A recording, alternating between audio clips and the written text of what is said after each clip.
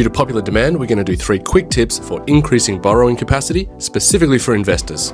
And before you say it, no, I'm not just going to say reduce your credit card limits, but again, that will also help. And if you make it to the end of this video, there's a 4th tip for the advanced investors only. Remember that with these strategies, there may be tax implications, so be sure to speak to your accountant to make sure that it suits your personal tax circumstances. First one is around purchasing structure. And so that could either mean trusts or companies, as they have the ability to potentially siphon off debt and not be looked at by certain lenders. But it may also mean that if one person in the partnership is earning more income, if they have a higher ownership percentage of the property, they potentially get a better tax deduction and therefore better borrowing capacity based on the negative gearing benefit. The second one is probably the most common one, is that check the different lenders. There can be a difference of $100,000 to $300,000 in borrowing capacity between different lenders.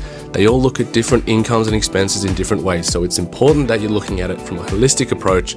Don't so much worry about the lender's interest rate or fees. We're looking for borrowing capacity in this situation. The third one is around asset selection, and so specifically we're talking about properties with multiple income streams, or the potential for multiple income streams. You may have a granny flat, there may be multiple units being rented, like a duplex or even more, or potentially if you get to this level, you may then also look to buy whole unit blocks which have 4, 5, 6 potential rental incomes at a time. That last one might sound a little bit more advanced, and it actually rolls into tip number 4. Once you get to a position that you have a decent sized deposit, either 30 or 40%, you can potentially pick up assets, most of the time commercial, but sometimes multiple unit residential purchases, whereby the income that is being earned covers the debt by, let's say, 1.5 times. Certain lenders, if you have enough income coming in from the rent, they can just look at that property by itself and potentially exclude all your other income and expenses, therefore making it much easier to borrow as long as you're buying the right asset.